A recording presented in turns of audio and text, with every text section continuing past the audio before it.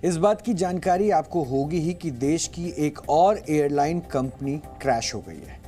हम बात कर रहे हैं गो फर्स्ट की, जिसने 3 दिनों के लिए अपनी सभी उड़ानों को रद्द कर दिया है और खुद को दिवालिया घोषित करने की अपील भी नेशनल कंपनी लॉ ट्रिब्यूनल यानी कि NCLT में दायर कर दी है। अब सवाल तो ये है कि गो फर्स्ट ऐसे कैसे दिवालिया होने की कगार पर पहुंच गई, लेकिन उससे भी बड़ा सवाल यह है कि क्या गो फर्स्ट कोई एयरलाइन चला रही है या फिर गली नुक्कड़ की दुकान या कोई लोकल टाइप का सिनेमा घर चला रही है कि जब मर्जी चाहे अपने ग्राहकों को कह दिया कि आज दुकान बंद है या 3 दिन सिनेमा घर में कोई पिक्चर नहीं चलेगी। गो फर्स्ट ने ऐसा ही किया है। गो फर्स्ट ने एविएशन रेगुलेटर DGCA को बता दिया कि 3, 4 और 5 मई को उसकी सभी उड़ानें रद्द रहेंगी, लेकिन यात्रियों को इसकी जानकारी तब मिली जब वो फ्लाइट पकड़ने एयरपोर्ट पहुंचे, जहां उन्हें गो फर्स्ट के सारे काउंटर बंद दिखे। अब सोचिए क्या स्थिति होगी। उन्हें ना ये बताया गया कि फ्लाइट क्यों कैंसिल हुई है और ये भी नहीं बताया गया कि उनके टिकट का रिफंड कब और कैसे मिलेगा। DGCA ने एयरलाइन को कारण बताओ नोटिस जारी किया है और 24 घंटे के अंदर जवाब भी मांगा है। नोटिस में पूछा गया है कि फ्लाइट कैंसिल करने की वजह से जिन यात्रियों को परेशानी हो रही है उनकी असुविधा दूर करने के लिए क्या कदम उठाए जा रहे हैं। लेकिन कोई कदम उठाए गए होते तो यात्रियों को एयरपोर्ट पर इतनी परेशानियां नहीं झेलनी पड़ती। ये सच्चाई है।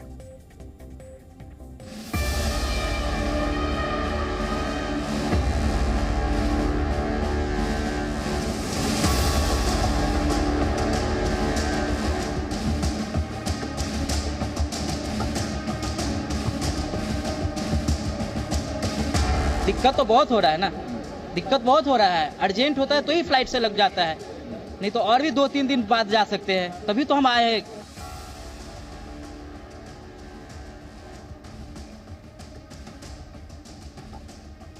सुबह 3 बजे उठ के मैं मेरठ से यहाँ के लिए आया हूँ और यहाँ आने के बाद मुझे जानकारी हो रही है कि फ्लाइट कैंसिल हो गई है। कोई ठीक से बताने के लिए भी तैयार नहीं है।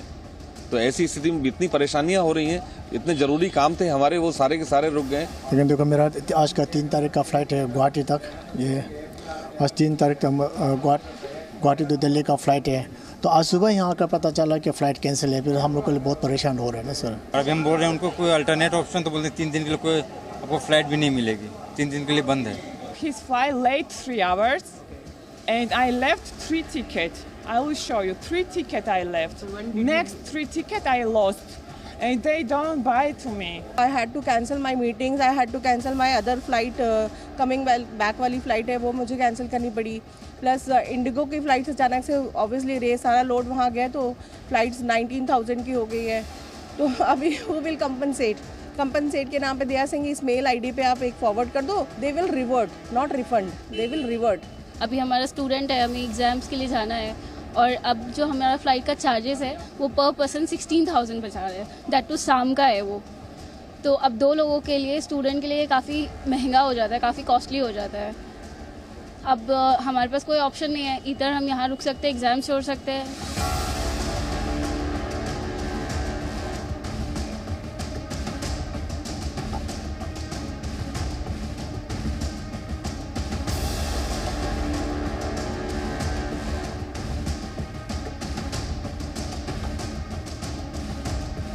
यहाँ पे आने के बाद पता चल रहा है कि आप टिकट्स ले लो, जो भी डिफरेंस अमाउंट आएगा वो हम आपको 1 वीक में पे करेंगे। वो कैसे पे करेंगे जब वो 6 महीने से अपने स्टाफ को सैलरी नहीं दिया, तो हमें क्या पे करेंगे? सर हमारे को बॉम्बे जाना था, अभी यहाँ से बॉम्बे से हमारी आगे की फ़्लाइट अलग थी।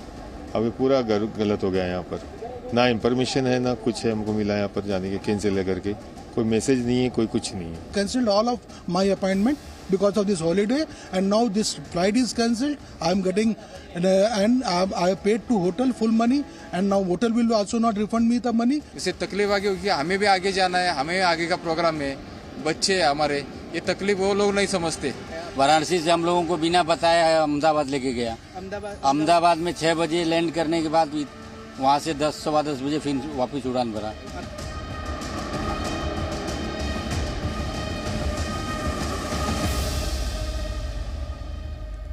गो फर्स्ट देश की नो फ्रिल एयरलाइन है, यानी ये लोगों को सस्ती हवाई यात्रा करवाती है। तो क्या सस्ती यात्रा करवाने के चक्कर में ही गो फर्स्ट का बेड़ा गर्क हो गया, या वजह कुछ और है?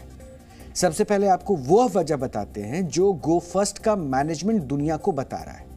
डीजीसीए को दी गई जानकारी में गो फर्स्ट ने यह बताया है कि एयरलाइन के पास कैश खत्म हो गया है और इस कारण वो ऑयल मार्केटिंग कंपनियों के बकाये का भुगतान नहीं कर पा रही है। इन कंपनियों ने उसे तेल देने से इनकार कर दिया है और एयरलाइन का कहना है कि इंजन बनाने वाली अमेरिकी कंपनी प्रैट एंड विटनी के इंजन लगातार फेल हो रहे हैं, जिसके चलते उसे अपने आधे विमानों की उड़ान रोकनी पड़ी है। और रिपोर्ट के मुताबिक गो फर्स्ट ने प्रैट एंड विटनी के खिलाफ मुकदमा भी किया है, जिसमें उसने कहा है कि एयरलाइन को अगर इंजन नहीं मिले तो कंपनी दिवालिया हो जाएगी। लेकिन प्रैट एंड विटनी की तरफ से कहा गया कि गो फर्स्ट ने उसका पेंडिंग भुगतान क्लियर नहीं किया है और ऐसे में उसे और इंजनों की सप्लाई संभव नहीं है।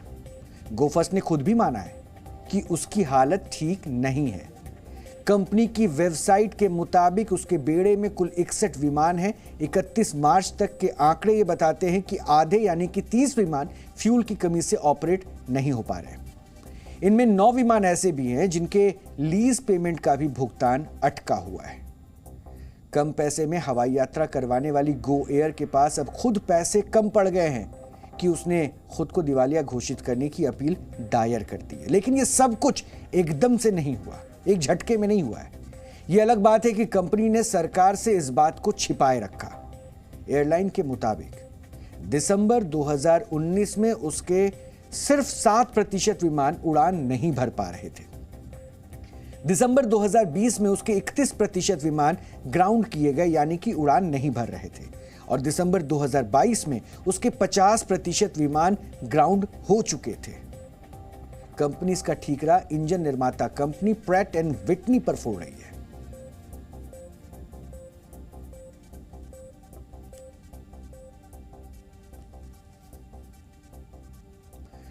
अब ज्यादा पुरानी बात नहीं है जब टाटा की एयर इंडिया ने बोइंग और एयरबस के साथ विमानों की सबसे बड़ी डील की थी और इसे दुनिया के एविएशन सेक्टर में मील का पत्थर बताकर खूब प्रचारित भी किया गया था, खूब वाहवाही बटोरी गई थी।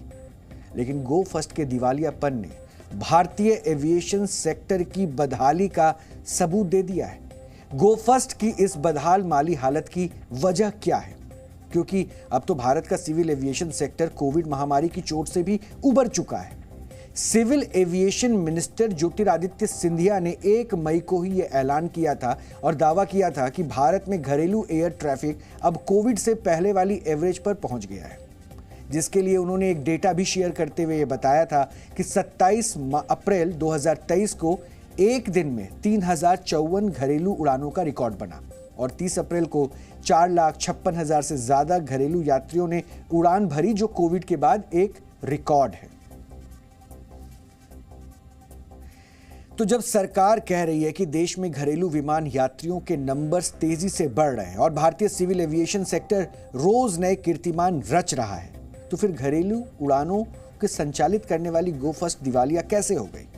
कैसे हो गई आखिर ये दिवालिया? जबकि गो फर्स्ट ने खुद ये बताया है कि पिछले 3 वर्षों में एयरलाइन में 3200 करोड़ रुपए का निवेश किया गया है, जिसमें से 2400 करोड़ रुपए पिछले 24 महीनों में डाले गए हैं और 290 करोड़ रुपए तो अकेले अप्रैल में 2023 में लगाए गए, यानी 1 महीने पहले की बात हम कर रहे हैं।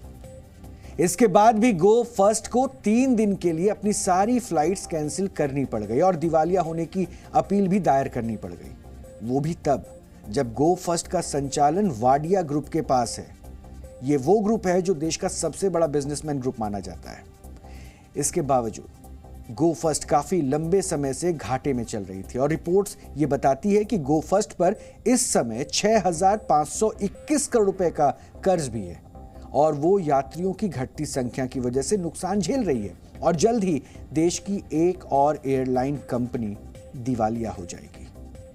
लेकिन दिवालिया होने की कगार पर खड़ी गो एयर कोई पहली एयरलाइन नहीं है। भारत में दिवालिया होने वाली एयरलाइंस का लंबा चौड़ा इतिहास भी रहा है और फेल एयरलाइंस की लिस्ट भी बहुत लंबी चौड़ी है। और हैरत की बात तो यह है कि इसमें से कई एयरलाइन जाने माने और बड़े बिजनेस घरानों के मालिकाना हक वाली थी, फिर भी वित्तीय संकट से ये उबर नहीं सकी और बंद हो गई।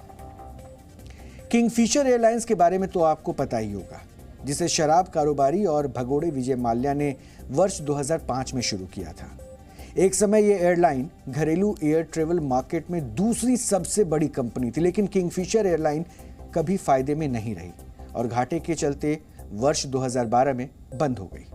जेट एयरवेज, जो 1993 में शुरू हुई और एक समय देश की सबसे बड़ी एयरलाइन में से एक थी, लेकिन बढ़ते हुए घाटे की वजह से जेट एयरवेज भी वर्ष 2019 में बंद हो गई। वर्ष 1995 में मोदी लुफ्त ने जर्मन करियर लुफ्तांसा के साथ मिलकर भारत में एयरलाइन की शुरुआत की थी। ये एयरलाइन अपने समय में डोमेस्टिक रूट में इकलौती प्राइवेट कंपनी थी, लेकिन लुफ्तांसा से पेमेंट विवाद के बाद पार्टनरशिप टूटने के बाद एक वर्ष बाद वर्ष 1996 में ही ये भी बंद हो गई। वर्ष 1993 में दमानिया एयरवेज की शुरुआत हुई और ये पहली एयरलाइन थी जिसमें उड़ान के दौरान शराब परोसने की सुविधा थी। ये मुंबई बेस्ड एयरलाइन सभी महानगरों के लिए रोजाना उड़ानें भरती थी, लेकिन वर्ष 1995 में ये एयरलाइन भी बंद हो गई। इसके अलावा भी east west airlines, Archana airways, NEPC airlines, Deccan aviation और पैरामाउंट एयरवेज समेत अब तक भारत के 16 प्राइवेट एयरलाइंस या तो दिवालिया होकर बंद हो गई हैं या फिर दूसरों के द्वारा खरीद ली गई है।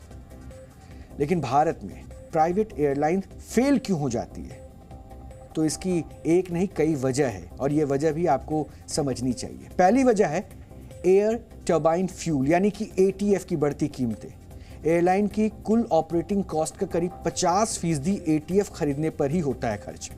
पिछले कुछ वर्षों में ATF की कीमतों में 70% तक का इजाफा हो चुका है, जिससे एयरलाइन कंपनियों की ऑपरेटिंग कॉस्ट तेजी से बढ़ी है और घाटा भी बढ़ा है। भारत में ATF पर अलग अलग राज्यों में अलग अलग और बहुत ज्यादा वैट लगता है।